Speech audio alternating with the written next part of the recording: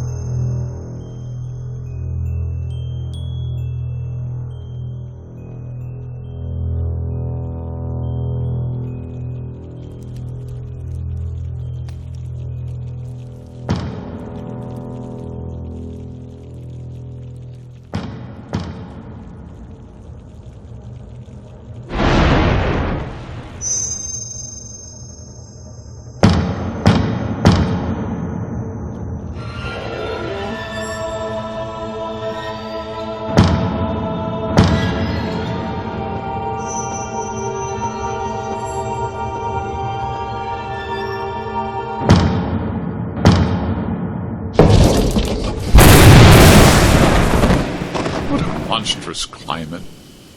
Mr. and Mrs. Otis. Lord Canterville.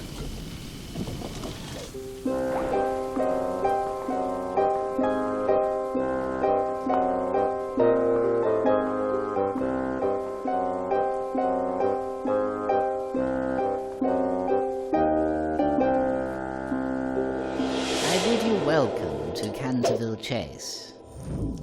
This is Mrs. Umney, the housekeeper.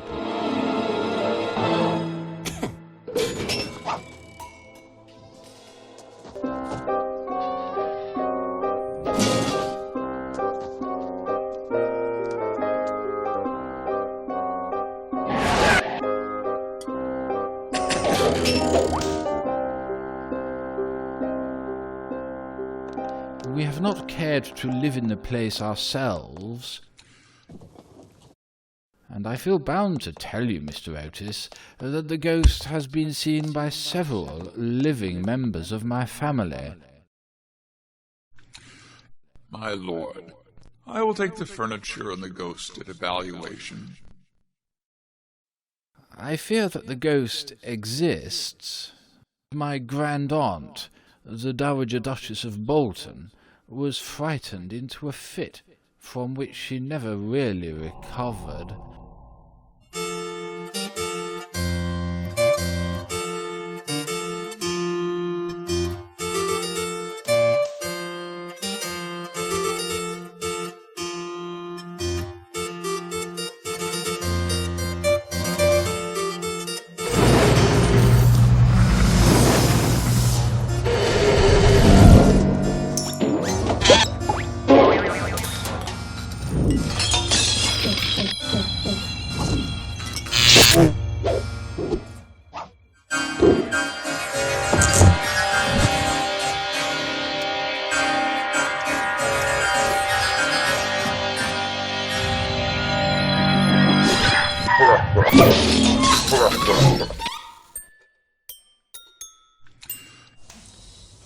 The ghost has been well known for 3 centuries, since 1584 in fact, and always makes its appearance before the death of any member of our family.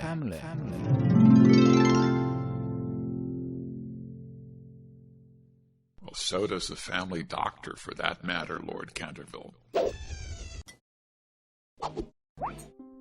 After the unfortunate accident to the Duchess, none of our younger servants would stay with us, and Lady Canterville often got very little sleep at night, in consequence of the mysterious noises that came from the corridor and the library.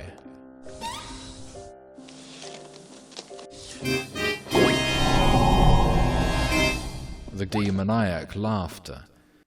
It was said to have turned Lord Raker's wig grey in a single night,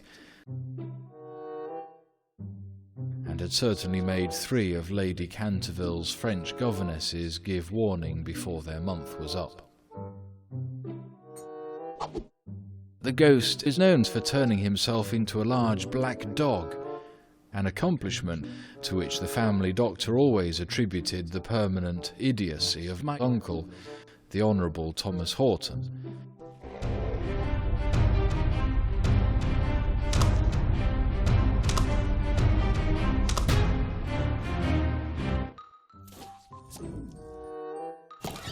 This impersonation of the vampire monk, or the bloodless Benedictine, a performance so horrible that when old Lady Startup saw it, she went off into the most piercing shrieks, which culminated in violent apoplexy, and died in 3 days, after disinheriting the Cantervilles and leaving all her money to her London apothecary. The Canterville Ghost himself, my unlucky ancestor, Sir Simon,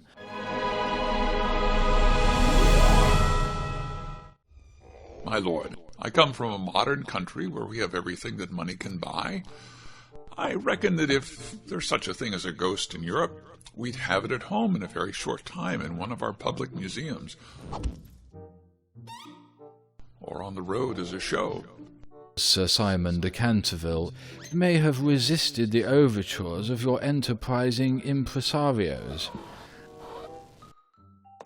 But there's no such thing, sir, as a ghost, and I guess the laws of nature are not going to be suspended for the British aristocracy. You are certainly very natural in America. And if you don't mind a ghost in the house, it's all right. Only you must remember, I warned you.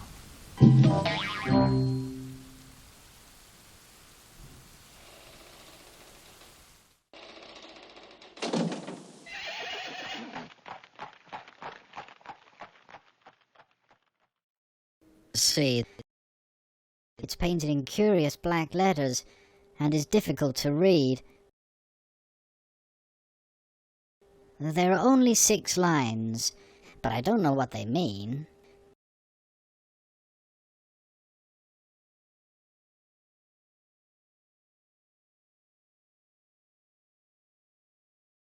When a golden girl can win prayer from out the lips of sin, when the barren almond bears and a little child gives away its tears, then shall all the house be still and peace come to Canterville.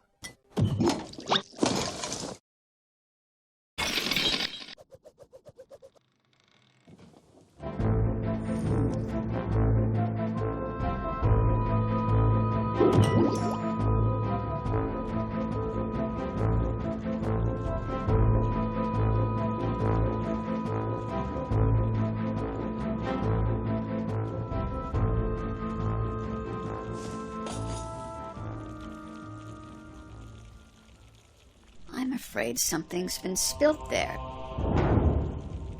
Yes, madam. Blood has been spilt on that spot. How horrid. I don't care at all for blood stains in a sitting room. It must be removed at once. It is the blood of Lady Eleanor de Canterville, who was murdered on that very spot by her own husband, Sir Simon de Canterville, in 1575. Sir Simon survived her 9 years, and disappeared suddenly under very mysterious circumstances. His body has never been discovered. but his guilty spirit still haunts the chase. The bloodstain has been much admired by tourists and others, and cannot be removed. That's all nonsense. Pinkerton's champion stain remover and Paragon detergent will clean it up in no time. My dear Hiram, what can we do with a woman who faints? Charge it to her like breakages. She won't faint after that. I've seen things with my own eyes, sir, that would make any Christian's hair stand on end, and many a night I have not closed my eyes in sleep for the awful things that are done here.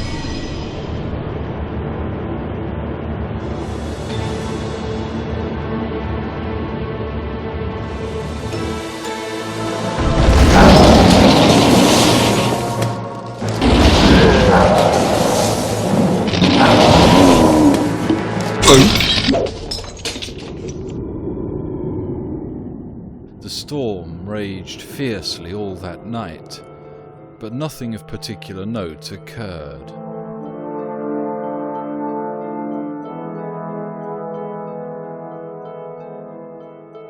The next morning, however, when they came down to breakfast,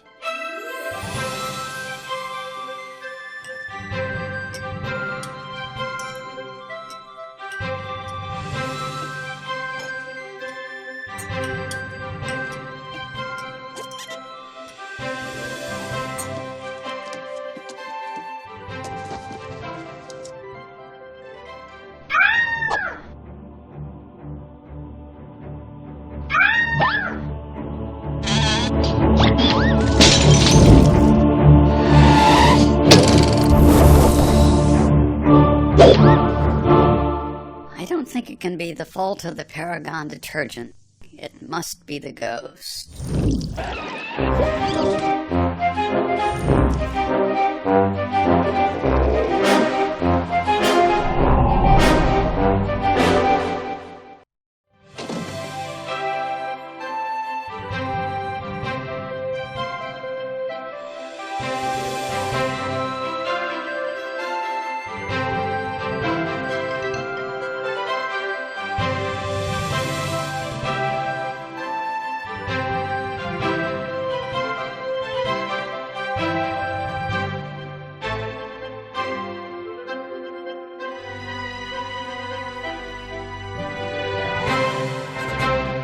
the day had been warm and sunny. No mention at all was made of the supernatural, nor was Sir Simon de Canterville alluded to in any way.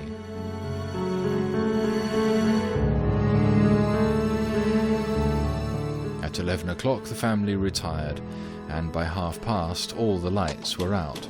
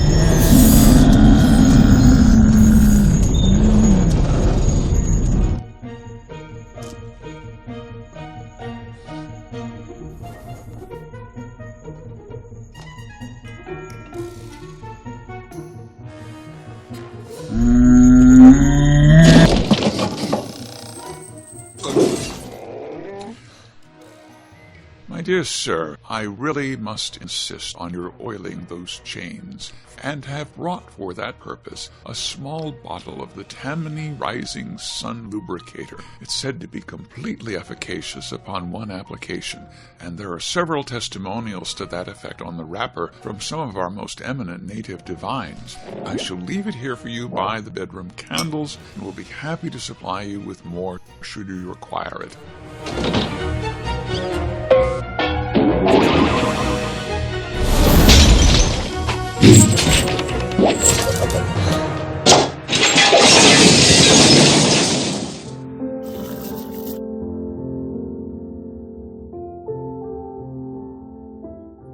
Miss Virginia E. Otis was a little girl, lithe and lovely as a fawn. She was a wonderful Amazon, to the huge delight of the young Duke of Cheshire.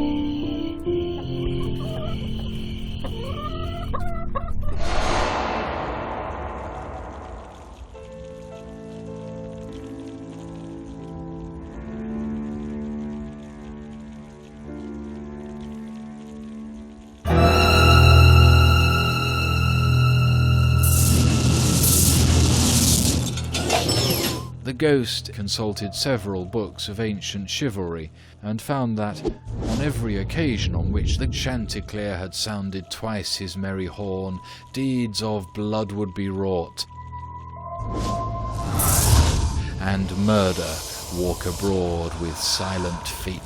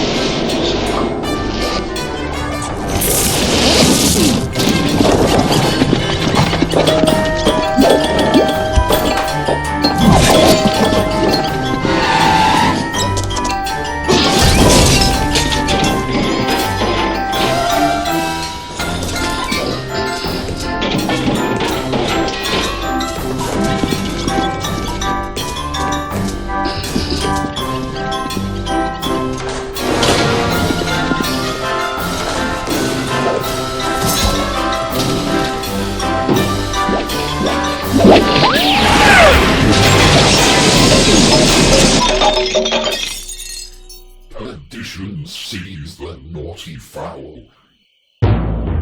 Hold up your hands. Oh, you can afford New Mexico. I'm afraid you're far from well, and have brought you a bottle of Dr. DeBell's tincture. If it is indigestion, you will find it a most excellent remedy.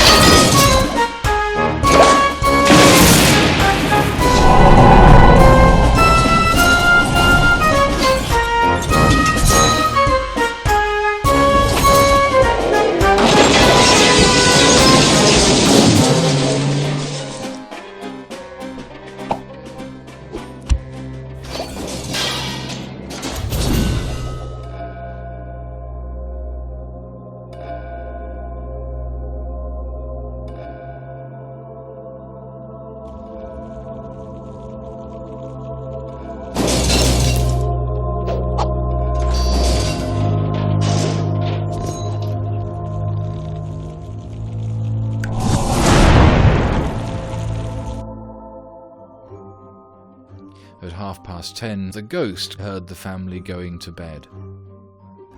For some time he was disturbed by wild shrieks of laughter from the twins, who, with the light-hearted gaiety of schoolboys, were evidently amusing themselves before they retired to rest.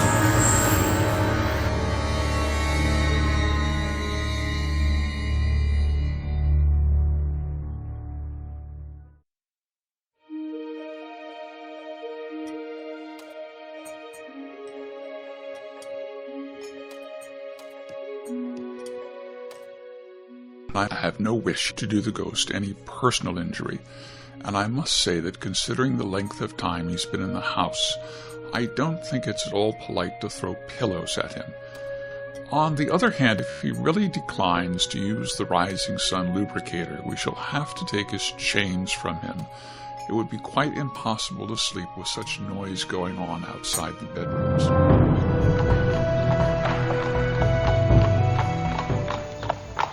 A few days after this, Virginia and her curly-haired cavalier went out riding on Brockley Meadows, where she tore her habit so badly in getting through a hedge that on their return home she made up her mind to go up by the back staircase so as not to be seen.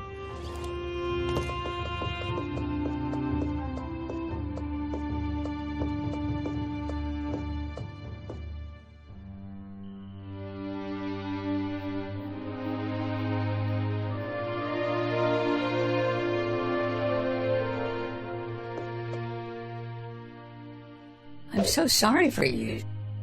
But if you behave yourself, no one will annoy you. It is absurd asking me to behave myself. I must rattle my chains and groan through keyholes and walk about at night, if that is what you mean. It is my only reason for existing. Mrs. Umney told us the first day we arrived here that you killed your wife. My wife was very plain, never had my ruffs properly starched, and knew nothing about cookery. However, it is no matter now, for it is all over, and I don't think it was very nice of the brothers to starve me to death. Starve you to death? Oh, Mr. Ghost, I mean, Sir Simon, are you hungry? I have a sandwich in my case. Would you like it? No, thank you. I never eat anything now, but it is very kind of you all the same. And you are much nicer than the rest of your horrid, rude, vulgar, dishonest family. Stop! It's you who are rude and horrid and vulgar. And as for dishonesty, you know you stole the paints out of my box to try and furbish up that ridiculous bloodstain in the library. and it was most ridiculous, the whole thing, for who ever heard of emerald green blood? Well, really, what was I to do? It is a very difficult thing to get real blood nowadays. As for colour, that is always a matter of taste. The Cantervilles have blue blood, for instance, the very bluest in England. But I know you Americans don't care for things of this kind. You know nothing about it. My father will be only too happy to give you free passage, and though there is heavy duty on spirits of every kind, I don't think I should like America. I suppose because we have no ruins and no curiosities. No ruins, no curiosities. You have your navy and your manners. Good evening. Please don't go, Miss Virginia.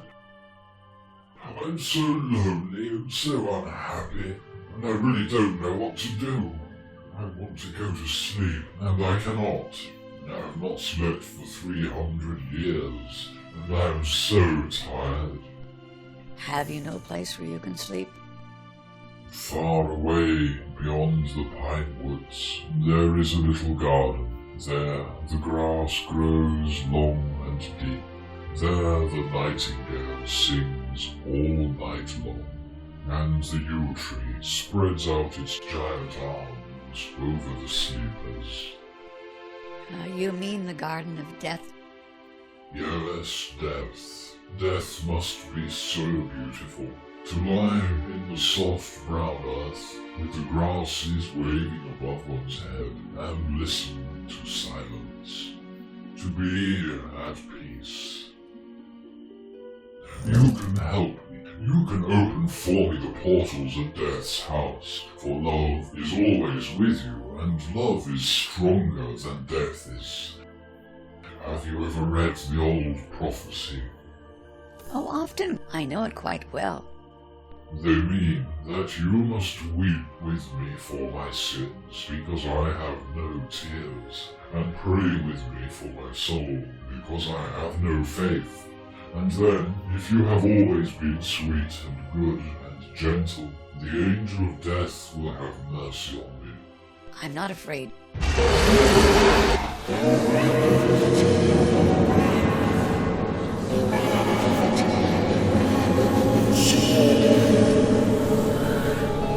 Quick, or it will be too late.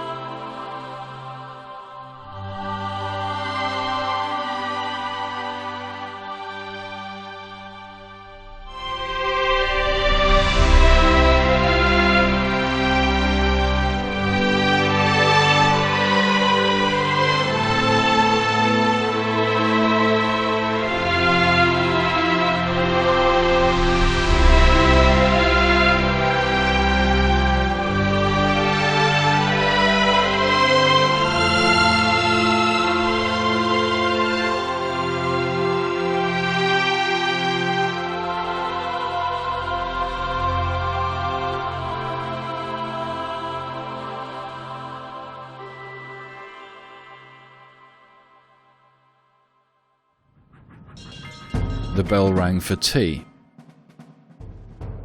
and they could not find Miss Virginia anywhere.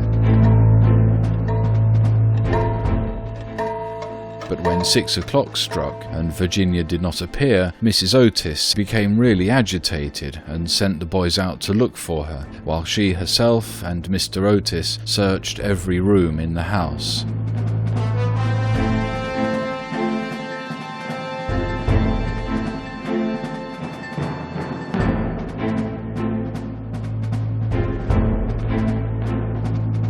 Virginia!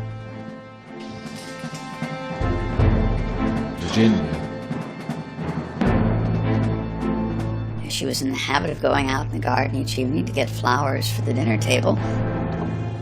I could not find Miss Virginia anywhere. We could find no trace of our sister.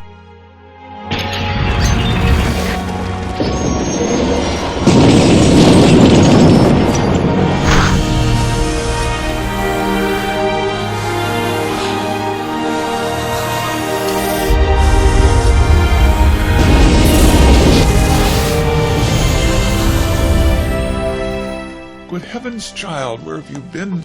Your mother has been frightened to death. You must never play these practical jokes anymore. My own darling, thank God you're found. You must never leave my side again. Papa, I've been with the ghost. He is dead, and you must come and see him.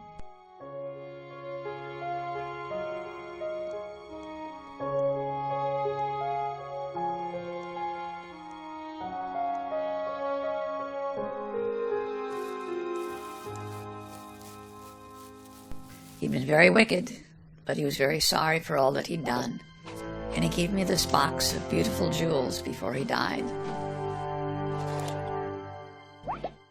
The old withered almond trees blossomed. God has forgiven him. 4 days after these curious incidents, a funeral started from Canterville Chase.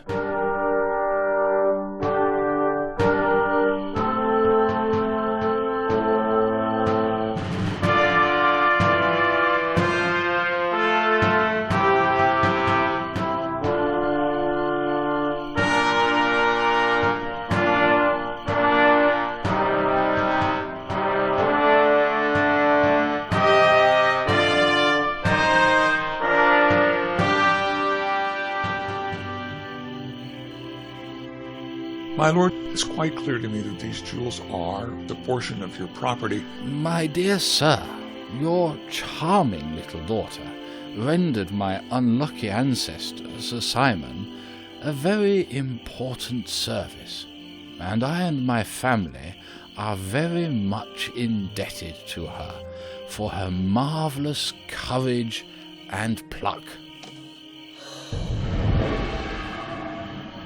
The jewels are clearly hers, and, egad, I believe that if I were heartless enough to take them from her, the wicked old fellow would be out of his grave in a fortnight, leading me the devil of a life. Besides, you forget, Mr. Otis, that you took the furniture and the ghost at a valuation, and anything that belonged to the ghost passed at once into your possession. Virginia was married to her boy lover. They were both so charming, and they loved each other so much.